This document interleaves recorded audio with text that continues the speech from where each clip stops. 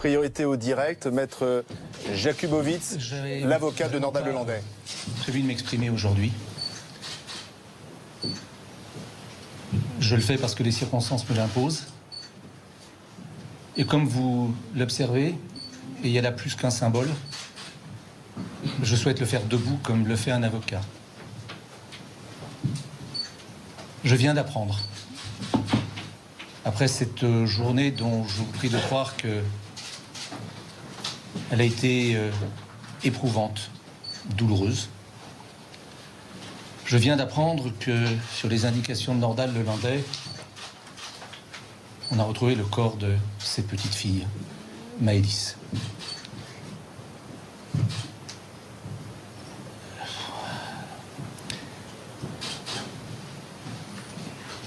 Évidemment, enfin. Bien sûr, on ne peut ce soir qu'avoir une pensée pour elle et pour ses parents.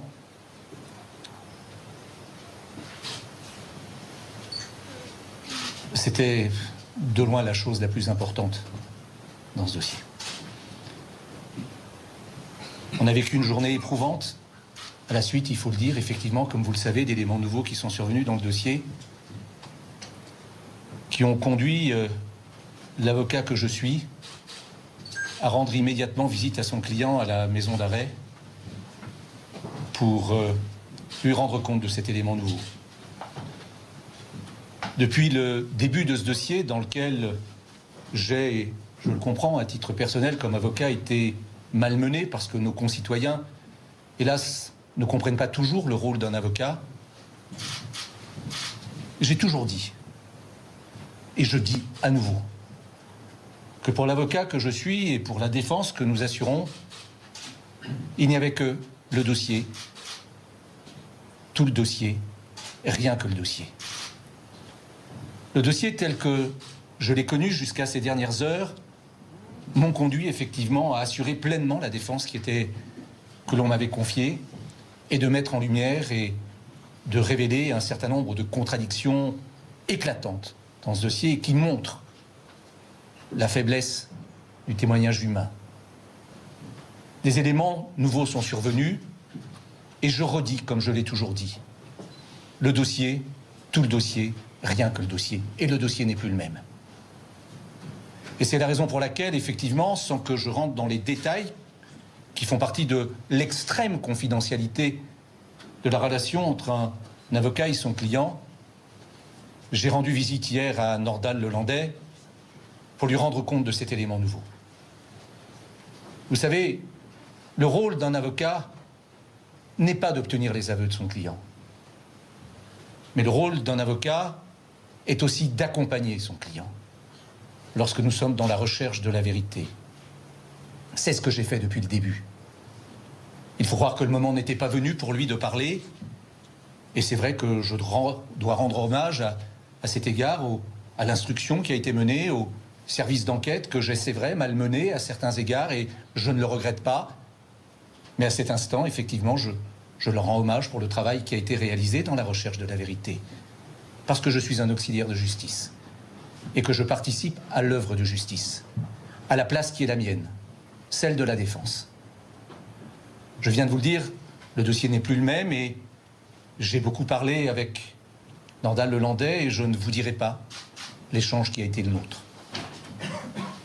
En revanche, lorsque nous sommes quittés hier, j'ai reçu mandat de sa part de prendre immédiatement contact avec les juges d'instruction pour leur dire qu'ils souhaitaient être entendus et ne pas attendre la date de l'audition qui était prévue.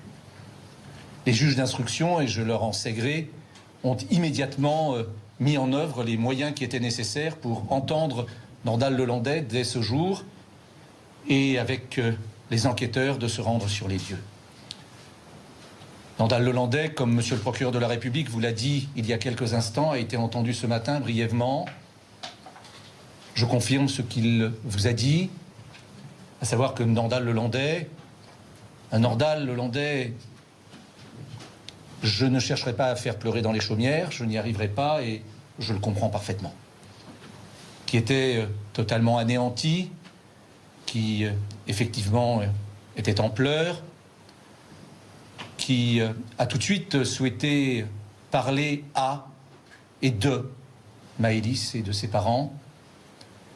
Évidemment, dans ces moments de vérité, il y a aussi une sorte de moment, pardon d'employer ce terme, de rédemption. Et je vais vous dire, avec l'expérience qui est la mienne, c'est pas toujours facile de dire la vérité, mais c'est toujours libérateur. Et Nordal Lelandais, ce matin, l'a dit avec ce que je considère, moi, subjectivement bien sûr, puisque je suis son avocat et que je le côtoie depuis des mois, dit du fond du cœur la réalité de ce qu'il ressentait à ce moment-là. Il a effectivement indiqué que la mort de Maëlys était une mort accidentelle. Il n'a pas souhaité s'exprimer à cet instant sur les circonstances de cette mort, indiquant que la seule chose qui comptait pour lui à cet instant-là était de retrouver Maëlys. Il a alors donné un certain nombre d'indications aux enquêteurs. Je dois vous dire que, de mon point de vue, tous les interlocuteurs, tous ceux qui ont entendu ces déclarations étaient très sceptiques sur ce qu'il indiquait. Nous avons une journée pénible, nous sommes montés dans la montagne et il est effectivement exact que la configuration des lieux est totalement différente entre une fin de mois d'août et un mois de février enneigé. Nordal Lelandais a eu un déclic. Tout le monde doutait de la réalité de ce qu'il indiquait. Je viens d'apprendre que ce qu'il a indiqué était exact. Puisque je ne sais pas si je dois dire malheureusement ou heureusement. En tout cas, les faits sont là. On a retrouvé cette petite fille. Je dois vous dire que c'est pour moi, et pas seulement pour moi, un grand soulagement, et surtout de voir que Nordal Lelandais a bien dit depuis hier et ce matin la vérité. L'enquête doit se poursuivre. Nordal Lelandais aura à répondre à de nombreuses questions. Il sera entendu prochainement sur les circonstances dans lesquelles cette mort est intervenue. J'ai la conviction qu'il y contribuera pleinement. Et je serai là pour l'assister parce que c'est mon rôle d'avocat. Une étape est tournée dans ce dossier.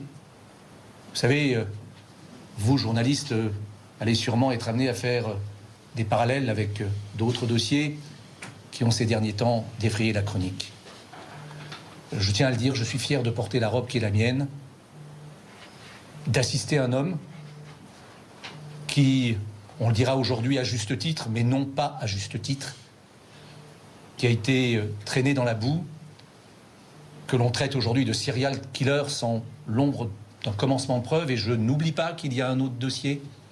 Je ne l'oublie pas, et de cela aussi il devra s'expliquer. Nordal Lelandais est un homme qui fait partie de notre communauté des humains. Et c'est le rôle d'un avocat que d'être à ses côtés. Ce n'est pas le rôle d'un avocat de soutenir l'insoutenable. C'est le rôle d'un avocat d'être aux côtés d'un homme qui a besoin de s'exprimer et qui l'a fait aujourd'hui. Peut-être jugera-t-on trop tardivement. C'était son moment. Voilà tout ce que je voulais vous dire aujourd'hui. Je crois que c'est effectivement important, je crois que nous devons rendre hommage aussi au fonctionnement de notre institution judiciaire. Chacun à sa place, les magistrats, les enquêteurs. J'ai, il est vrai, et cela me sera sans doute reproché, je tiens à m'en expliquer, effectivement tenu des propos sévères à un certain moment, lors d'une rencontre avec la presse. Je ne la regrette pas. C'était totalement justifié en l'état du dossier au moment où je me suis exprimé. Je m'exprime ce soir en un autre moment, et évidemment, mon propos est autre. Voilà ce que je voulais vous dire aujourd'hui. S'il y a 2 ou 3 questions, j'y répondrai à une seule condition. Je tiens à le dire tout de suite. Je ne répondrai pas au fond du dossier. Je l'ai toujours dit et je le confirme. Je ne plaide pas ce soir. Je viens m'expliquer devant vous. Lorsque je plaide, je le fais devant des magistrats. Et lorsque je parle de faits, ce sont des faits qui ont été révélés auprès des magistrats et non devant la presse, avec tout le respect évidemment que je vous dois et que je vous porte. Est-ce que vous avez eu du mal à convaincre Nordal Lelandais de parler aux enquêteurs lorsque vous êtes allé le voir à la prison de Saint-Quentin-Fallavier? Cela fait partie de la confidentialité de l'entretien que j'ai avec mon client. Vous dites de Nordal Lelandais qu'il est anéanti, en pleurs. Hier, lorsque vous lui avez parlé de la tache de sang qu'on a retrouvée dans la voiture, c'est à ce moment-là. Comment ça s'est passé? Je ne vous le dirai pas. On va pas poser de questions. Voilà. Vous pouvez me poser des questions et moi je peux y répondre ou pas y répondre. Je veux encore une fois, et je profite de cette occasion d'être devant vous, que l'on comprenne bien ce qu'est le rôle d'un avocat. La confidentialité de l'entretien que j'ai avec mon client m'appartient et lui appartient. À partir du moment où je viole ce secret, je viole non seulement le serment que j'ai fait, mais je viole les éléments fondamentaux de la défense. Fondamentaux. Sur la forme, pas sur le fond. Mais sur la forme, je me suis exprimé face à un homme. Bien sûr que je l'ai mis face aux éléments du dossier. Bien sûr, j'avais 1000 raisons d'être en colère contre lui. Parce que, finalement, en mentant à tout le monde, il m'a menti à moi aussi. Mais je rappelle, même si ça heurte beaucoup, que le mensonge, en droit français, n'est pas un délit. Que l'on a le droit de mentir pour se défendre. Il est important de le souligner. Nous ne sommes pas aux États-Unis, où on fait prêter serment à un prévenu, à un mis en examen ou à un accusé. Pas en France. Le mensonge fait partie des droits de la défense. Au risque de celui qui ment, évidemment. Merci. Merci à vous. Vous parliez d'un déclic, donc on va sur cet endroit tout à l'heure. Oui, vous savez, vraiment, et là je vais faire quelque chose que je ne devrais pas faire, mais je le dis quand même. Vous savez que lorsqu'il a dit « je vais vous conduire à l'endroit où se trouve Maëlys », mais c'était la nuit. J'ai roulé, j'ai perdu les moyens, j'ai perdu la tête, je ne sais pas où je suis allé. J'ai roulé et j'ai laissé à un endroit Maëlys. Et il n'était pas du tout sûr de retrouver cet endroit. Vous savez, cette journée a été extraordinaire d'une certaine façon. On apprend à tout âge. Vous savez, avec les gendarmes, on a avancé, on a reculé, on a pris une route, on a pris une autre route. On hésitait, on avançait, on reculait.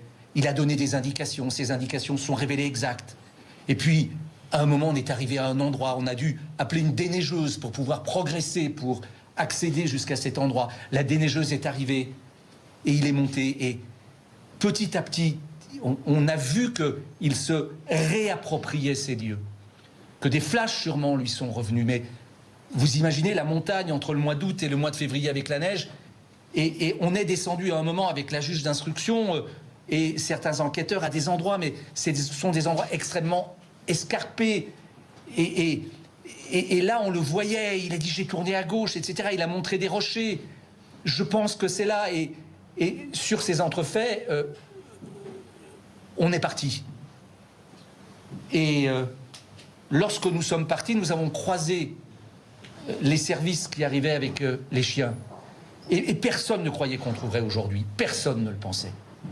Certains pensaient que ce qu'il avait dit était faux et qu'il nous menait en bateau. Vous savez qu'on a tous en histoire un certain dossier qui vient d'être jugé d'un corps qu'on n'a jamais retrouvé. Et j'ai appris là, en arrivant ici, par la bouche du procureur de la République, que les chiens ont immédiatement trouvé. Voilà. Nous sommes sur la voie de la vérité et cette vérité, on la devait, il la devait. Et une petite précision de plus. Lorsqu'il a indiqué ce lieu, nous avons commencé à redescendre tous. À un moment, il a dit « je veux y retourner ». Et nous avons rebrouché chemin. Et nous sommes remontés à cet endroit. À cet endroit, et encore une fois, puisque on est dans un moment important, il s'est effondré à genoux et en larmes. Et je lui ai demandé, mais pourquoi revenir? Et il a indiqué, c'est acté au procès verbal, et là je ne pense pas violer l'instruction pour comprendre la dimension humaine. Et encore une fois, moi, je ne veux pas faire pleurer dans les chaumières, je ne veux pas faire pleurer sur Nordal Lelandais aujourd'hui. Je relate, je dirais froidement, mais c'est vrai, avec peut-être effectivement la conviction et la passion qui m'anime. Il a dit, je voulais m'adresser à Maëlys. Et je voulais revenir sur ce lieu. Ce lieu qui s'est révélé être l'endroit où effectivement il a abandonné le corps de cette petite fille. Abandonné ou enterré? abandonné. C'est bon pour vous? Vous irez jusqu'au bout avec Nordal Lelandais? Vous ne le lâcherez pas?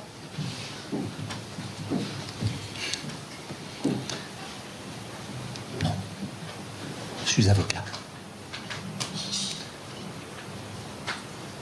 Vous savez, il y a beaucoup de sortes d'avocats. Tous compétents, tous brillants. Dans ma conception, la relation humaine est quelque chose d'extrêmement important. Je ne vais pas vous dire que j'en ai pas pris plein la figure et que j'en continuerai à en prendre plein la figure, mais je voudrais que nos concitoyens comprennent enfin ce qu'est le rôle d'un avocat.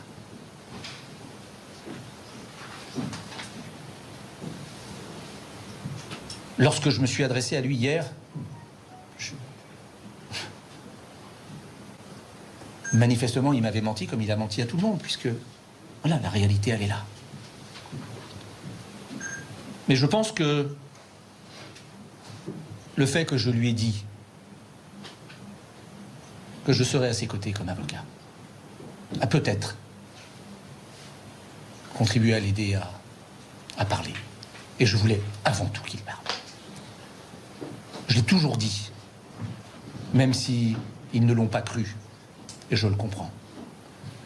Qu'en défendant Nordal Lelandais, je ne salissais pas la mémoire de Maëlys, ni celle de ses parents, à l'égard desquels j'ai réellement un profond respect. Je suis bien sûr père de famille et grand-père. Rien de pire ne peut arriver à une famille. Rien. À l'instant où je vous parle, je suis très ému d'en parler. Mais cela n'est pas incompatible avec le rôle qui est le mien. Donc je serai aux côtés de Nordal Lelandais. Est-ce que Nordal Lelandais a été entendu à sa présence? Bien sûr. Et je vais vous faire une confidence. Je ne présenterai plus de demande de mise en liberté.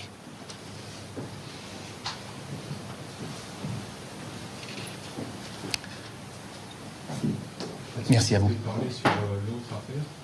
Non. Madame, Non. Le temps de l'enquête, le temps de l'instruction.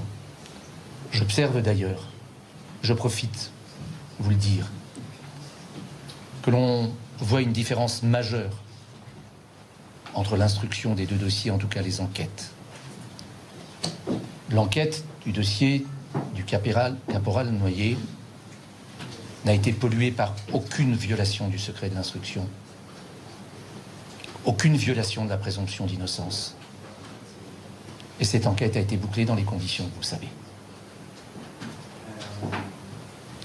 L'enquête du dossier de cette petite fille, qui aujourd'hui est la petite fille de chacun d'entre nous, Maëlys, a été polluée dès le premier jour par ces violations réitérées du secret de l'enquête et de l'instruction.